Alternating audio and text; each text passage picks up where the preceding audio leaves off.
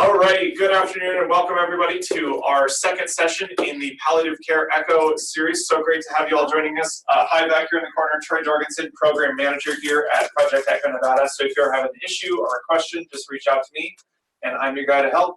Okay, go ahead. Good afternoon and welcome. My name is Jonathan McCaleb, and I'm here today with our Palliative Echo Hub team.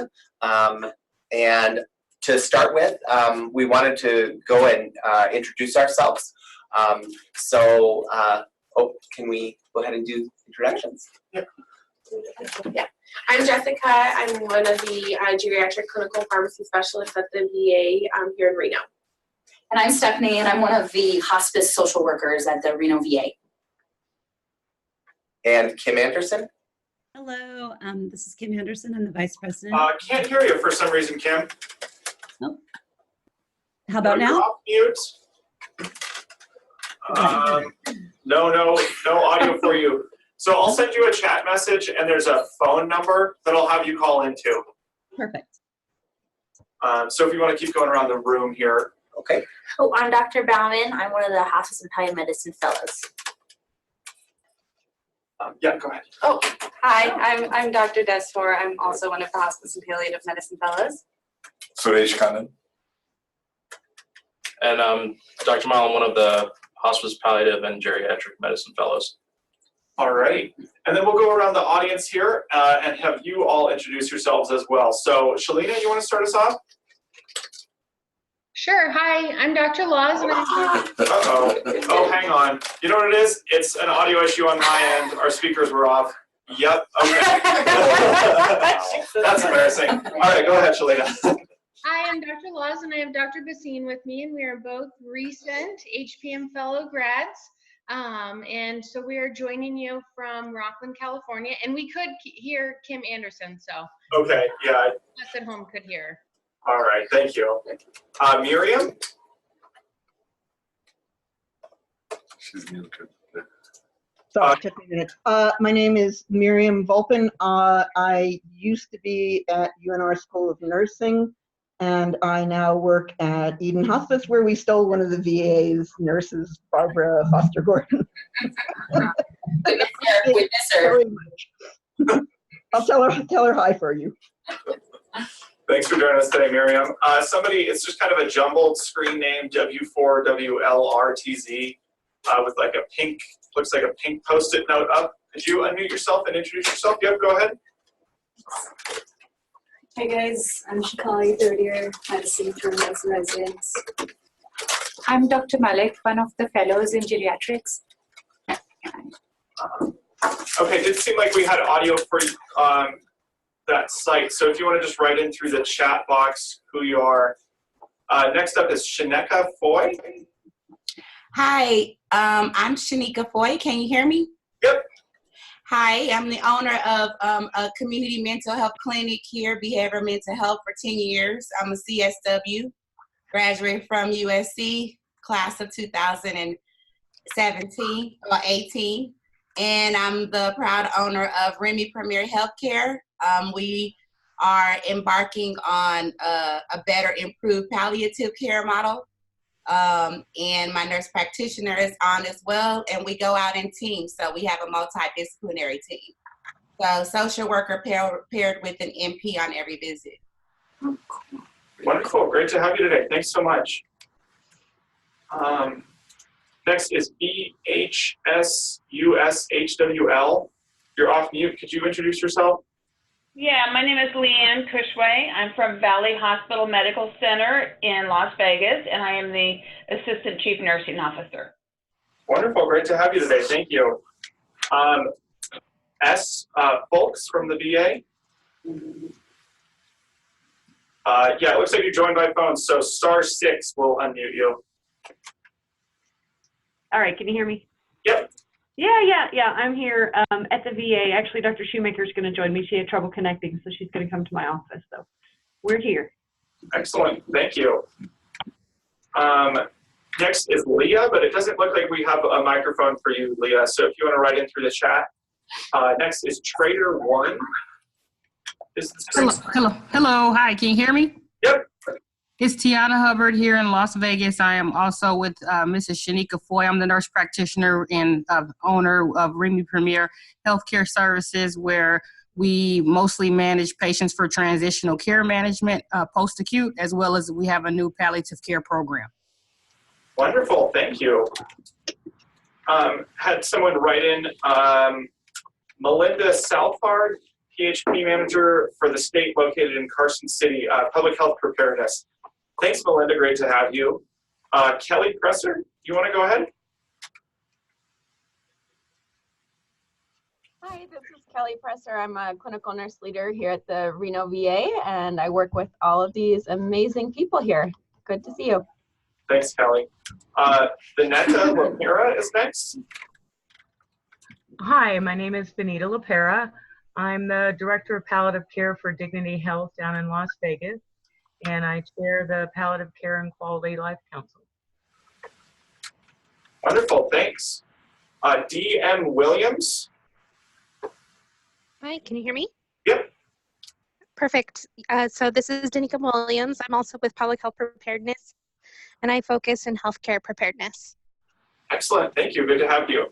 Laura Larkin.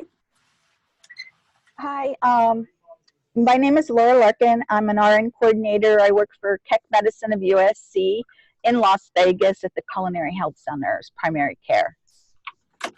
Wonderful, good to have you, thank you. Thank you. M. Whipple. Hi, this is Melissa Whipple, also with State Public Health Preparedness. Great, thanks, Melissa. Someone joined from the VA ACCIND.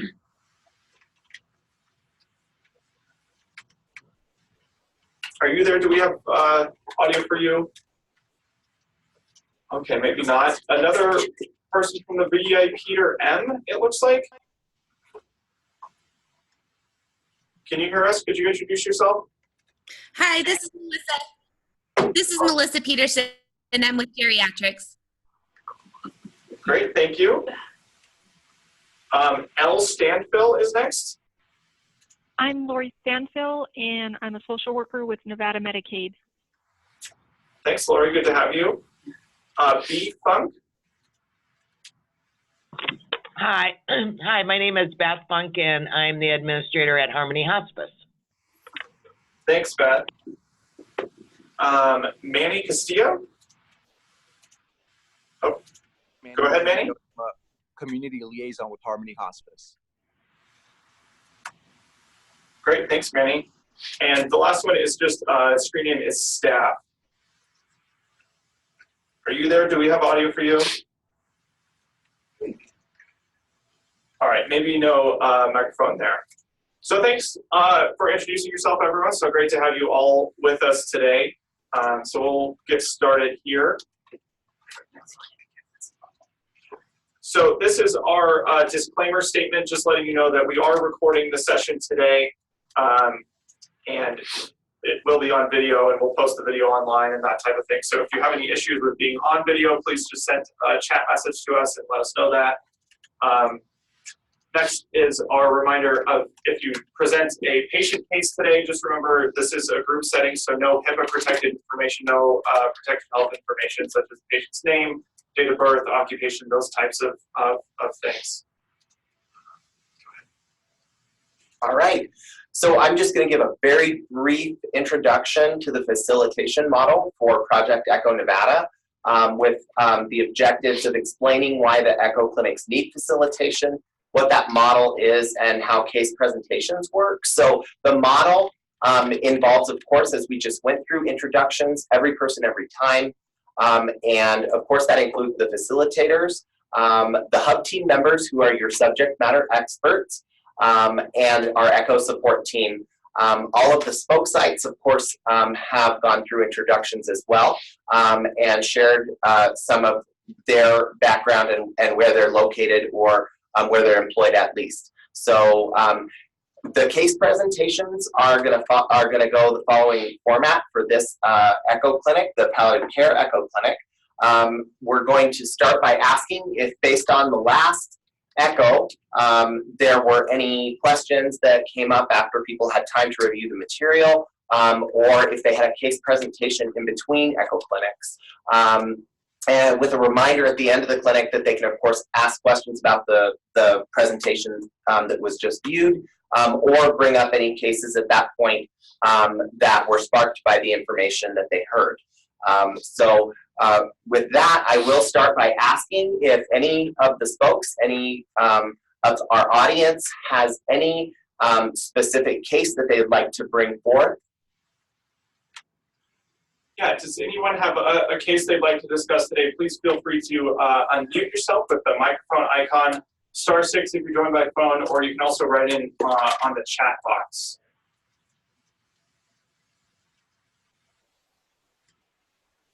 All right. So we will go ahead and proceed with a little bit more information from Troy and get started.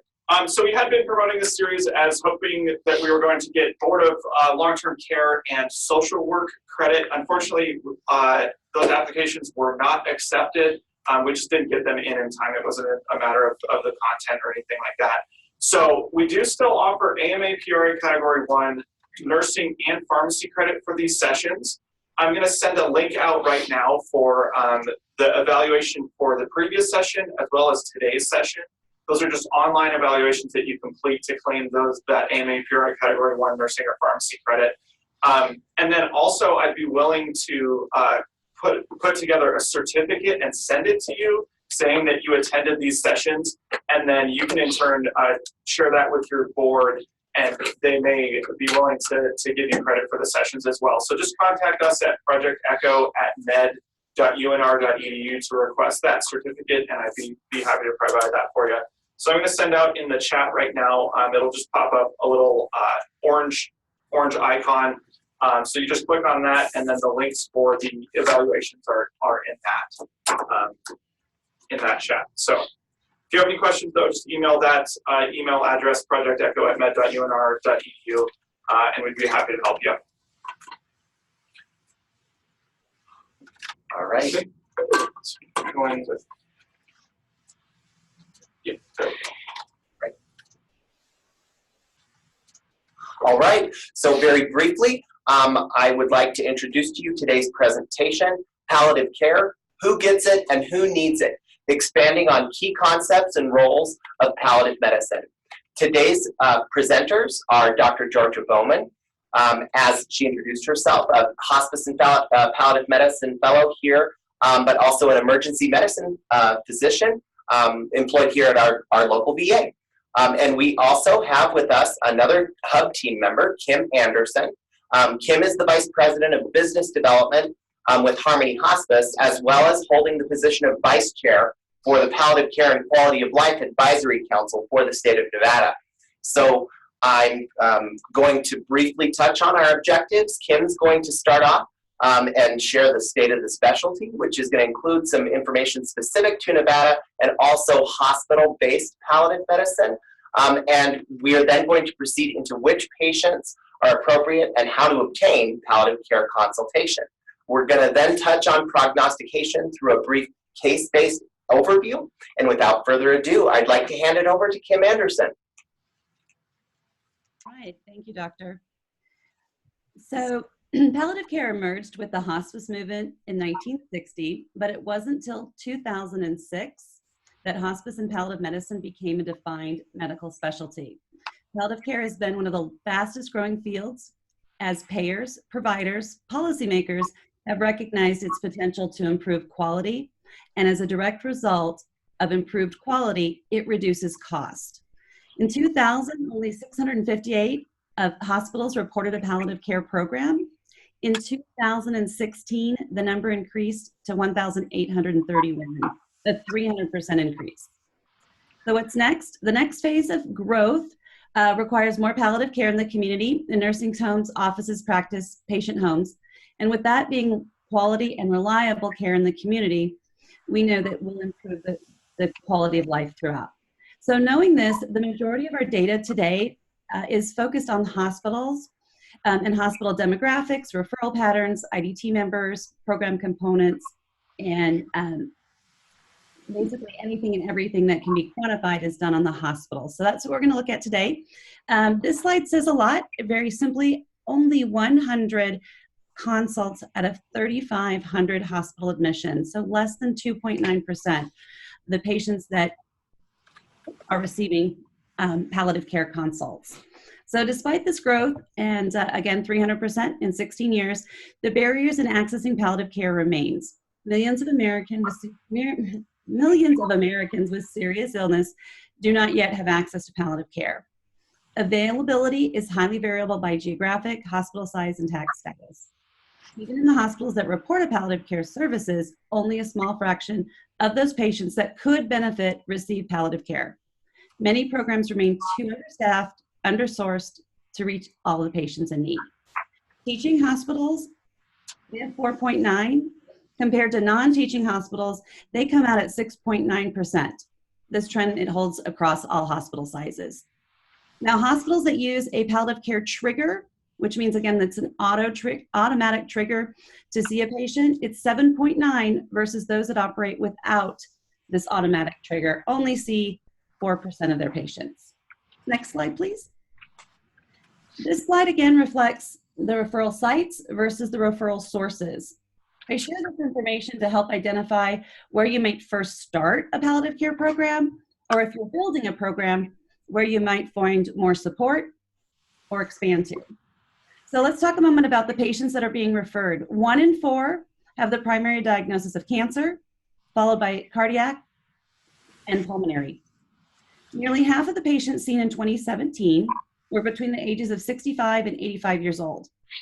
A third of the patients were non-Hispanic Caucasians. Next slide, slide 6. So who's on the palliative care team? The standards set by Joint Commission really state that the core interdisciplinary team should include a physician, registered nurse, social worker, and chaplain. 81% of these programs are internal to the hospital, where all the team members are employed. 3% are administered by an outside entity. Typically, it's a hospice agency. Now, 16% of these programs have partially of an internal contracted service. Typically, that's the chaplain and sometimes the social worker. So again, this is a great place to measure a program of what you'd like to have on the staff.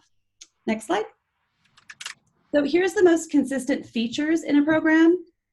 If you're going to start a program looking for accreditation, these are some of the things that you may want to consider. Once again, the consistent thing is that 97.5 of the adult programs have an established relationship with a hospice.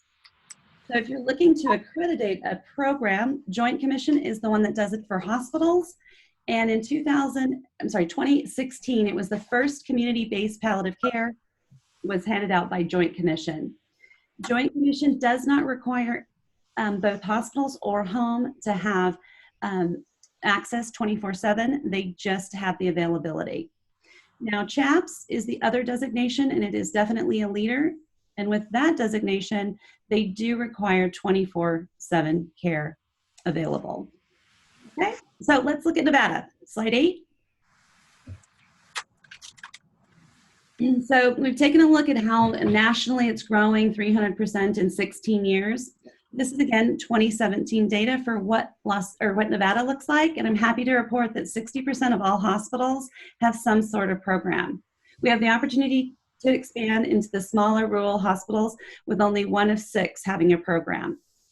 Multiple outpatient palliative care programs do exist throughout Nevada, and they can be found mostly in Reno and Las Vegas. Now, in the rating and grading scale, Nevada actually has an A grade. So just to give you a little history of what and why they're looking at that, in 2017, a bill, SB 136, was passed requiring that all facilities, so whether it was a SNF, hospital, assisted living that had 100 beds or more, must provide an hour of education to any and all clinical staff members. So that was set in 2017. And what resulted in that is the Palliative Care and Quality Life Council. In 2019, there was a proposal put in front for Medicaid as to add the palliative care benefit. It did not pass. It did pass in California, in 2014. Currently, right now in our House of Representatives, in DC, they are considering a bill called Palliative Care and Hospice Education Training Act, or PCHETA. This did pass unanimously in last session and currently has 220 co-sponsors. I'm happy to say that Nevada, all 4 of our representatives are supporting this bill. All right, so next slide, please. So financial stability, or the finances of a program, and I recognize there's a lot of information on this. Again, one of the key things is that 90% of the programs are financed in part by a program budget. So again, this is typical of the hospital as well as the outpatients. You can see here there's fee for service.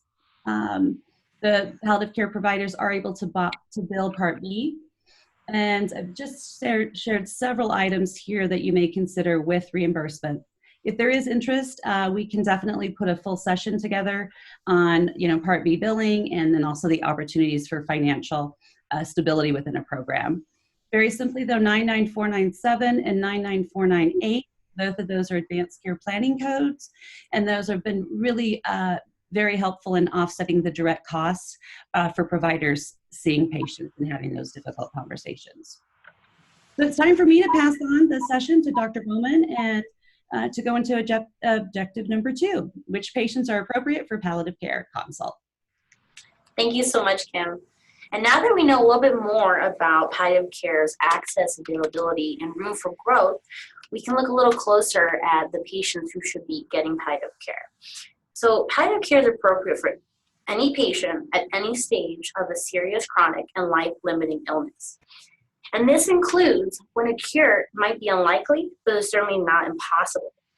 And so these patients can receive palliative care while simultaneously be having things such as chemotherapy, radiation therapy, percutaneous coronary intervention, surgery, and dialysis. So it's really important to know that you can have both. You can, again, pursue curative treatment, and it should not bar that patient from having palliative care, because palliative care is intended to add to the patient's care, not to detract from it. And yes, studies have proven the earlier, the better. So what kind of patients should we be considering palliative care for? Like I said, it's any serious chronic life-limiting. So such things as cancer, new diagnosis of chronic illnesses, multiple organ failure, neurologic disease, or if you see that the patient is having multiple hospitalizations, ED visits, if they have a complicated family dynamic, before you pursue any life-limiting treatments such as dialysis, surgery, feeding tubes, and easiest way is just to ask yourself, would I be surprised if this patient died in the next year? And so this is a good visual aid, and it acknowledges the duality, the approach that prepares the patient for death, but also allows for the hope for a cure. And it also helps show that palliative care should be a normal and essential part of medical care. I'm just gonna scooch back, there we go. And it also demonstrates that this is a dynamic process, and it has a gradual shift in focus. And so this is called the bow tie model, and it's a new graphic, and I really encourage you guys to use it. I think it really helps visualize. And so we move on to, how do you obtain a palliative care consult? And like our physician is saying here, there's a reason why we have a specialty, because it is difficult. And so this slide really details how many people and how many ways a patient can have access to palliative care. And it's not just limited to providers, which might be the traditional thought. It doesn't have to just be your doctor or provider who reaches out to palliative care, but it can be those people who are also on the patient's care team, people such as the occupational therapist, perhaps the home PT, even family members, those who are seeing the patient day by day. And like Kim was mentioning earlier, there's also such things as automatic triggers, such as we were saying earlier, multiple hospitalizations or ED visits, or having a consultation for a life-sustaining treatment such as dialysis. And as Kim said earlier, this increases the palliative care consultation rate from 4% to 7%. And so there are a lot of benefits of including palliative care in a patient's medical treatment. And I think one of the most important ones is it aligns the patient's treatment with their values. And it does this by acknowledging that the patient does have a serious illness. And this opens up avenue for communication and education, both for the patient and for the provider and for the team members.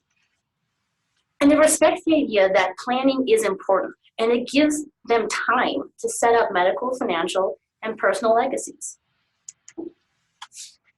So we'll move on to prognostication, which is one of the most difficult things that we do in the palliative medicine specialty. So what is prognostication? Briefly, it's predicting the course of a disease. And again, it's part of the expertise that we provide in the hospice and palliative medicine specialty. And it really helps to communicate the bigger picture for the patient and the family, and this leads to better discussions about the goals of care, which helps improve symptom control. It helps determine when to and how to proceed with palliative care, and it also helps identify when hospice is appropriate. And so we'll move on to our case. Now, Mr. M is an 87-year-old male, and he has a bad heart. And he's been admitted for his bad heart. And after he's been treated, he's being discharged to a skilled nursing facility, SNF. 2 hours after arriving at the skilled nursing facility, he is readmitted to the hospital for further treatment of his bad heart. The entire time, he's full code, and he's never had a goals of care conversation. And now you'll notice here, while I said that he's 87 with a bad heart, he also has dementia, okay? So that plays an important role here, because there were lots of opportunities to have a goals of care conversation to better direct his medical treatment. For example, when he was seen in the outpatient setting and was diagnosed with heart failure and was known not to be a candidate for further invasive procedures because of his age, his dementia, and his declining function.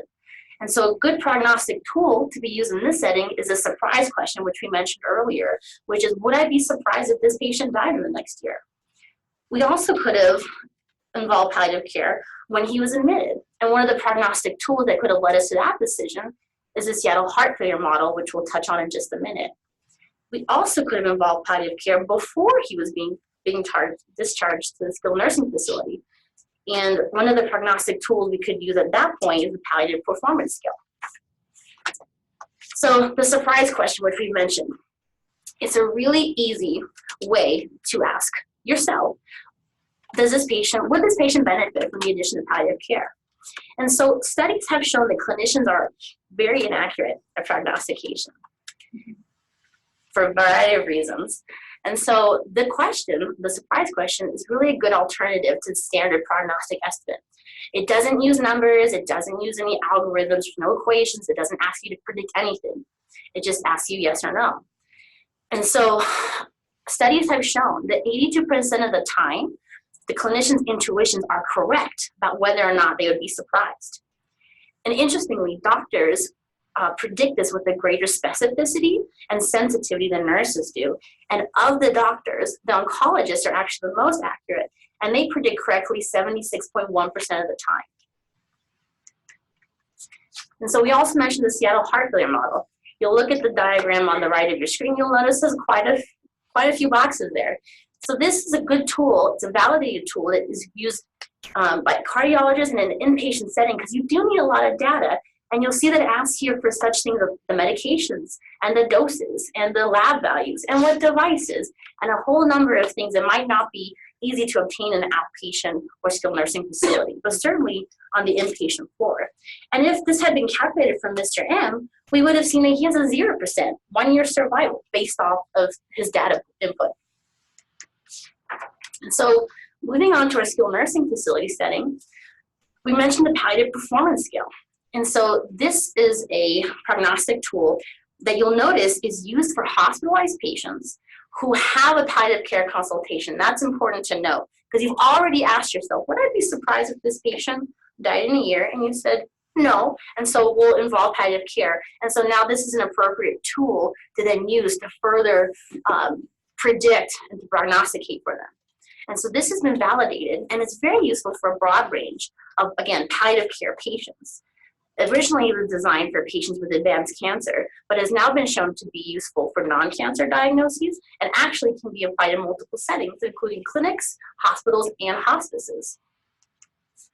And so just a brief look at the Palliative Performance Scale, you'll notice that there's 11 categories going from 100% to 0%, 0% being death. And it stratifies a patient based off of their functionality, so ambulation, the level of evidence of their disease, meaning how much can they do, how well can they take care of themselves in self-care, how much are they eating and drinking and intake, how conscious are they, how available are they to speak and interact with you.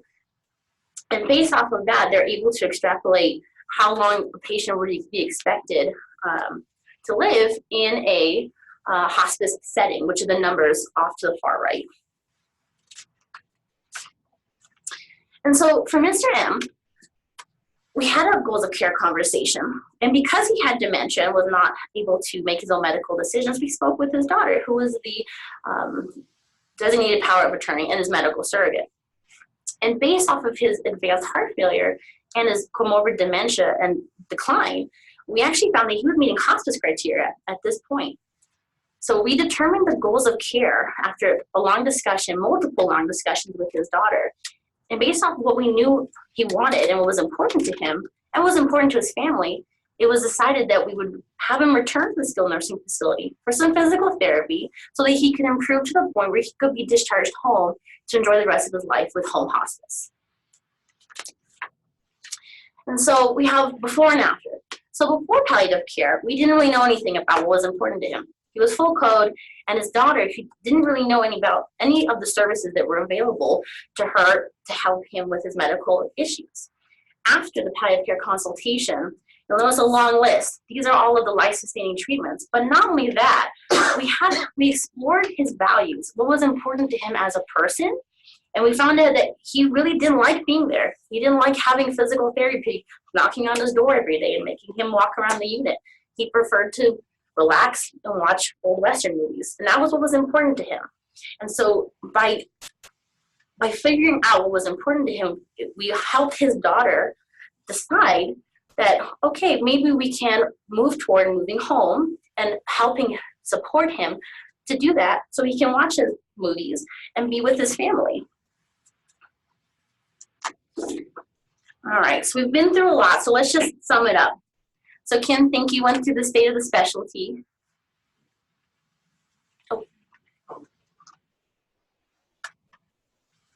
Oh, Kim can't hear you. Are we muted again on our computer? No. Go ahead, Kim. Can you hear me? Yep. Okay, so palliative care is rapidly expanding throughout the U.S. More and more data is being shared, more tools, education, just like this wonderful session here, are being shared, along with just a general knowledge from the patients and the families. So they're requesting palliative care. Again, Caucasian patients 65 years plus with the primary diagnosis of cancer, they're receiving palliative care services at a 3 times the rate of any other patients. Nevada, even though we have an A rating, there's still much more work to be done in our smaller rural hospitals as well as in the outpatient setting. Also, don't forget to really keep an eye on what's going on in the legislative side of things, for instance, that Pachita bill. Excellent, thank you so much. And just to sum up the number 2, 3, and 4, so the patients appropriate for palliative care consultation are any patients with a serious chronic and life-limiting illness. You can obtain a palliative care consult in a number of ways. Like we said earlier, like Kim said, families can ask for it, physicians can ask for it, other interdisciplinary team members such as social workers, case managers, physical therapists, chaplains can ask for it. And prognostication, there's a lot of ways to prognosticate and it can be complicated, but the easiest way to do it is just to ask yourself, would I be surprised if this patient was dead in the next year? So we would like to open up the forum to any spoke members who would like to discuss any elements of today's presentation, have any questions about the material that was presented, or have any case presentations that they would like to share with our hub team. So again, that can be questions regarding a medically specific case, but also we have the presence here today, of course, of our pharmacist, Jessica Kate, who's happy to field any questions regarding medications, especially during these transitions in care. And also Stephanie McMullen is a social worker on our team, and she could address any complex family dynamics or any other elements of communication within or from the palliative care team to patients and families. So with that, I would like to open up the forum.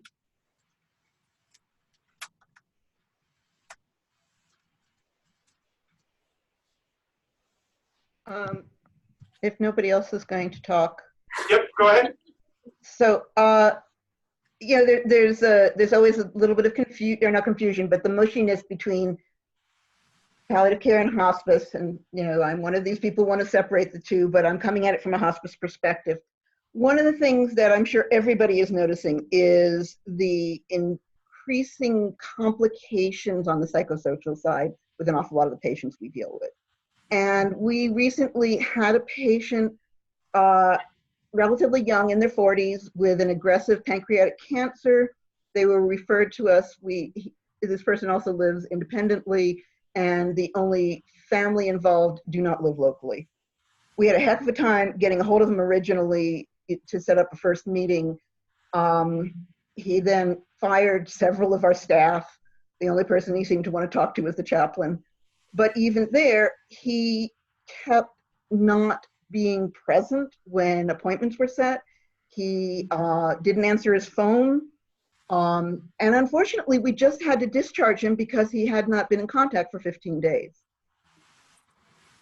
I cannot remember where the referral came from. I think it was from a hospital, but I'm wondering if anyone has ideas about ways, so not necessarily, you know, anything that we could have done differently with this patient, but also ways that the two sides, the referring from palliative care and the receiving hospices, can troubleshoot these kinds of situations better so that we can really meet the patient's needs and, you know, take care of them when, did I say he's paranoid schizophrenic? Right. So we're talking serious mental illness here, but you know, they have health issues and they die too, and we want to take care of them. And some of us have some of the tools, but a lot of us really don't have skills and tools to meet these challenging patients where they are. Well, I'll address that. Again, Stephanie, as one of the social workers here at the Reno VA. And I hear you. It's very frustrating when there is a lack of resources to help support patients in their home. I guess I want to acknowledge that there's also an element of supporting a person's even radical right to self-determination. It's not ideal that people would choose not to work with a medical team, but we see that happen a lot. So I would say that there's also a patient's responsibility to, you know, seek services when they need that. However, this patient sounds like he had a variety of limitations. I guess I would suggest for a home hospice environment to just be really, you know, patient and to try to make multiple visits, even though that takes extra time in a rural area. But to really be there and try to wrap in as many people as possible, find out if there was a mental health team at any point in time, and to just, you know, be there when you can catch that person. Is that helpful? And I'm sorry, I didn't introduce myself again, and I don't seem to be showing up visually. So yeah, my name is Miriam Volpin. I'm from Eden Hospice. My research background when I was at the university was this intersection of mental health and end-of-life care. We did do that. We had several different people, you know, when he fired a nurse, we'd send a different nurse. As I said, the chaplain was the one person who seemed to make a connection with him, but he didn't show up for a meeting and then saw him at the Blues Festival. And the problem is we discharged him because he had not seen a nurse for 15 days. And that's what the regulations say, is they have to be seen by that.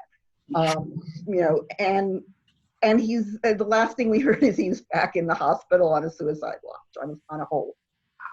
So, I don't know that we could have done anything any differently. I think it's more, I think we all have to think around how we're going to, what are the resources? They're pretty thin on the ground, but what are the creative ways that we can successfully support these folks who have a bunch of different things going on in their life, not just their physical conditions. Miriam, thank you so much. And I just want to touch on and sort of reflect back some of my experiences as a hospice medical director in the community. And certainly the comorbid mental health challenges of this case were real. And you acknowledged that. What I can tell you is I encountered several of these patients as a hospice medical director. And whether it was coming on or recertifying, was in the position to reach out to these individuals. And I think that the cornerstone of building trust is persistence. And that was certainly the case for me. When the door was not answered by nurses that were familiar. So we would have a nurse who, like you said, your first step in the troubleshooting was send a different nurse. Until finally, when the nurses reported back to me as the physician, off cycle from certification, I came to the home. And I personally, even though messages were being left on a cell phone answering machine, they weren't being, no calls were being returned, but the messages were being received, because finally we had a patient in my hospice who got back to us. And when I showed up to the house, I knocked on the door, nobody answered. I went back into my car and I thought, I'm just gonna leave. And then I thought, you know what? I'll try one more time, and went and knocked on the door. And the first time it was the patient's significant other told me to go away. And I said, okay, I will, but I just wanna make sure, is this individual, is this person in the home? And he said, yes. And finally, as he was shutting the door, she said, wait, it's the doctor, right? So I'm just saying, using, I don't feel like it was just me, but as representing myself as a physician on the team, I was able to help my hospice agency, make progress through that persistence and that determination to help. So I agree with you. It is about trust. It's about one person that they can have some trust with, and then opening the door. Mm-hmm. Very challenging case. Yeah, I mean, we've had success with others that were almost as challenging as this one, and it's hard not to feel like we failed. And, even acknowledging that there's stuff we have no control over. I mean, that's a lot of what we do, is acknowledge lack of control, and that people have autonomy and make whatever choices and decisions they want. Did you get pulsed from the get-go? Did you get a pulse order right from the get-go when you first brought him on service? I would say if that was achieved, that was a huge success. I don't remember, but that's a good point. But I appreciate, the idea of bringing in the medical director as another force for good. I think we can often be reluctant to do that, just because they're out of respect, I guess is the best way of putting it.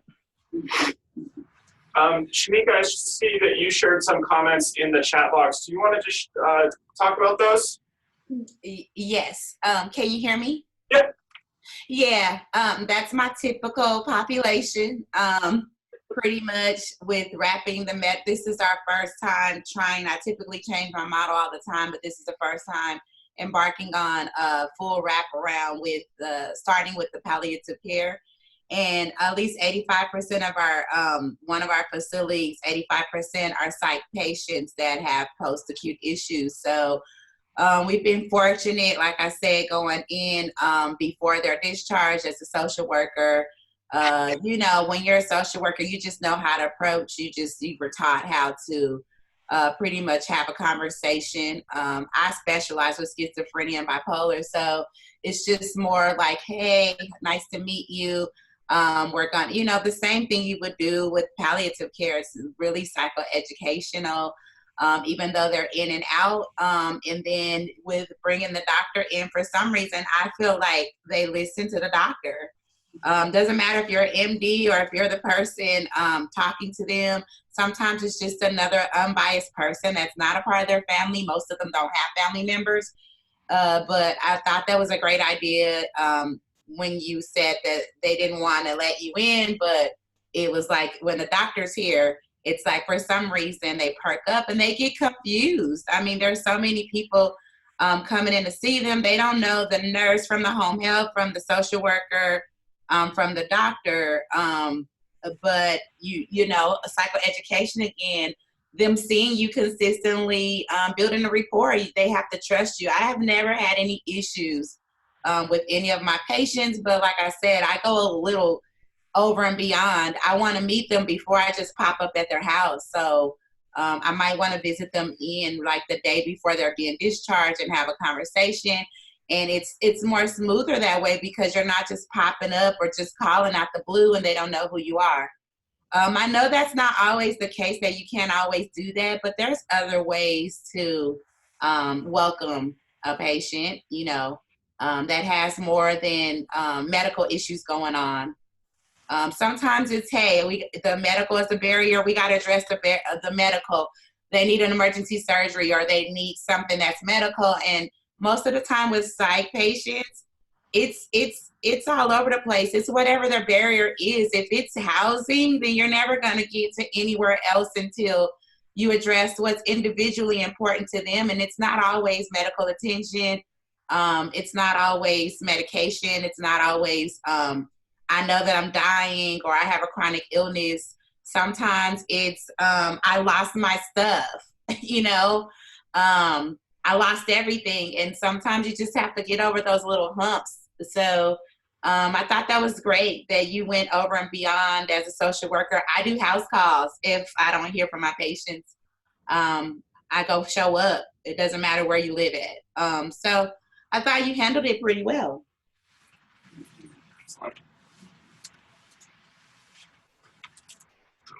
Troy, can I have a question for Ms. Yeah, go ahead. Ms. Anderson, thank you for the presentation. I see that you're on the Nevada Life Advisory Council, and you pointed out that there's been improvement in the scope of palliative care and the specialty. But I think you might be familiar with the article in Forbes, which pointed out that there's a severe shortage of palliative care physicians. And Dr. Arif Kamal from Duke University was responsible.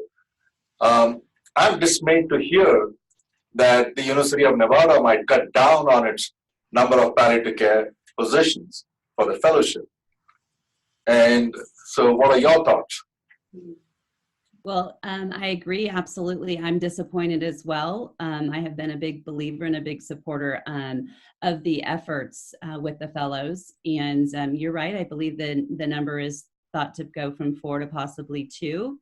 I think that would be a very sad situation, not only for the state, but as well as nationally. And I think that how we can make a difference is what we're doing right here. I know myself, I have looked into different ways on how we can make it more attractive for a board certified palliative care physician to want to build their practice here in Nevada and stay after spending the time up in Reno.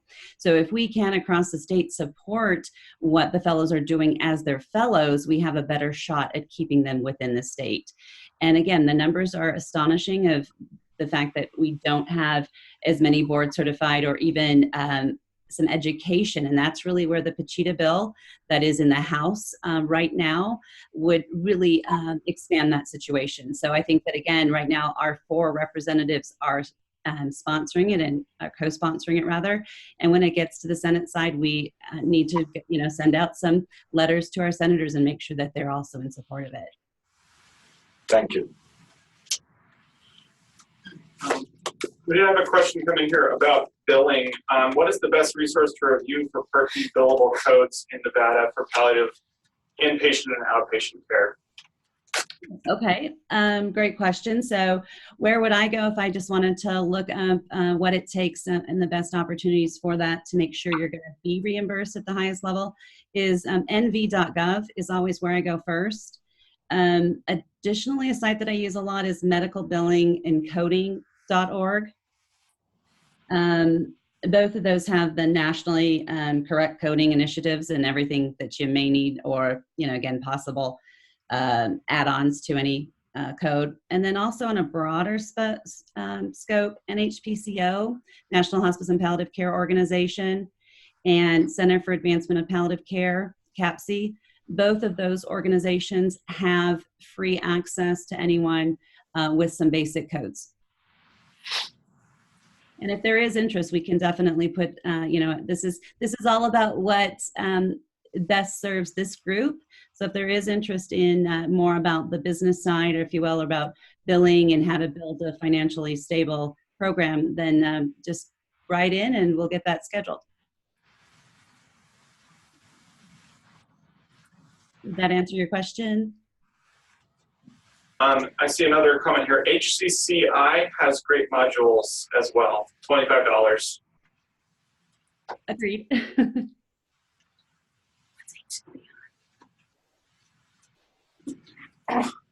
Any other comments or questions out there? We've got a few minutes left.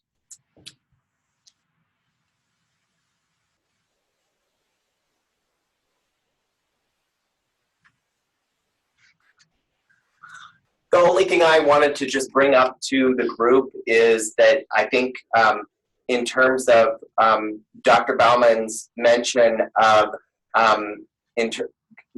getting palliative care consultations in early as being part of really the summary of that, and also that there are different ways to obtain consults, one of which she mentioned was triggers. And so, for those of you out there who may be in smaller programs or are trying to build a program, triggers may be a very good and appropriate way of getting more consults. Our consultation service at the Reno VA happens to be thriving and robust, and we try very hard to reach out and provide education sessions such as this one to our medical teams. But ultimately, I think triggers do have a place in helping generate additional palliative consults in the setting of low consult rates. So I did just want to bring that up, those two specific points of the earlier the better, and the utility of triggers in assisting with generating consults.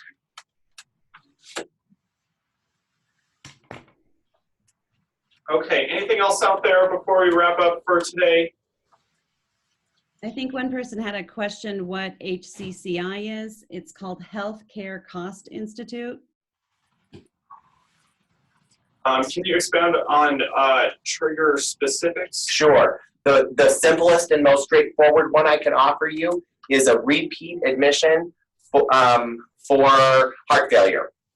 So COPD exacerbation that happens all the time, CHF, cellulitis, worsening of the diabetic foot ulcers, acute and chronic ischemic foot ulcers, just because of lack of wound care, lack of sufficient medical knowledge, lack of getting wound care on an outpatient basis, which we as medical teams sees it almost on an everyday basis. So that is the simplest answer. If you want to talk more information about that, please feel free to email myself, any of the Hub team members, and we can continue to expand on triggers as a potential future topic for this ECHO clinic. Miriam, did you have something else? I was just going to say an outpatient one that we are actually working with is, I can't remember the name of the tool, but it's based off of MDS data in long-term care settings. That's right. And that's one, if you've got a geriatrician working in that setting, they would be a really good person to pick up on that, since most don't have, palliative care people there. Absolutely. Thank you so much for bringing that up, because they're built into the MDS system, which is, of course, the minimum data set that's required for all nursing home patients and is part of the federal reporting that we do, includes elements that can be helpful in generating a trigger as well. So thank you. That's really good.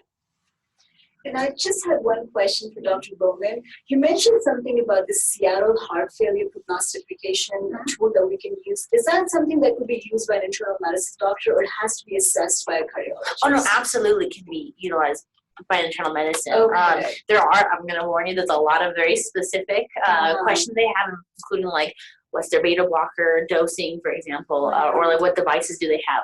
But as long as you have access to that information, it's online. You just Google Seattle heart failure model. You can pull the tool right onto your desktop, and you can get the results within minutes. Right. Okay. And then, sorry, one more question about what do we, or how do we take care of those kind of patients who are actually have non-ischemic cardiomyopathy? They're abusing drugs that we see that a lot, and it's because of meth, it's because of cocaine, it's because of polysubstance abuse that will come in all the time for the same reason over and over again, and you do the urine drug test to test out to be positive. Would they be candidates for like palliative consults? Absolutely. Yeah. I agree, absolutely. One of the big benefits of palliative care is that we look kind of outside the box. So if they're struggling with addiction, then we have addiction specialists. We have our social Which is a workers. part of the palliative. Yeah. Again, like we try to identify ways that a patient could have further benefit from something, even if it's not medical. So, you guys are well-trained physicians, and you can definitely manage their decompensated. Exactly. Yeah. But we can offer ways that we can maybe help with the bigger picture of it, which is like maybe they're using drugs because they're having really complicated family issues. They don't have anywhere to live. Like they can't afford medication. They can't afford medication. Yes, exactly. Yeah. So certainly we're not. Because we're try always our best. iffy on, when we do our medical rounds, there should we consult palliative team or not, because they're in almost every other month for the same issue. You should always at least reach out to us. Like when I'm on service, I know a lot of my colleagues, we just give our cell phone numbers out. Just call us and ask us, because that's the easiest way to find out. We're really nice people generally, so. And it never hurts to be like, hey, do you think you'd benefit? Because at the very least, if we can get something like Stephanie was mentioned, like a pulse, just get a kind of an overview of like what would you want? Like, Or do you a understand solid what's advanced happening? directive. Let's Yes. throw that out there too. Yes. I'm gonna interrupt on that. I think that key on this is if you think they should have a palliative care consult, they should. Yeah. If we come across your mind, just do it. Yeah.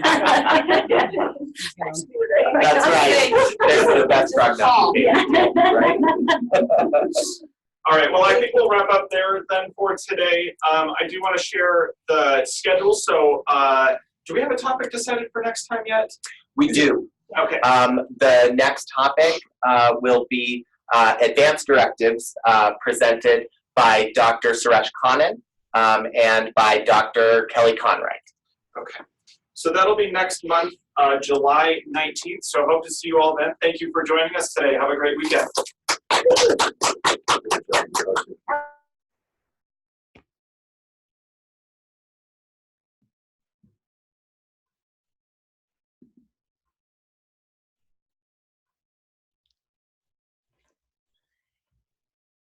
Thanks, Kim. Hi, Bye, Shalina. Bye, Shalina.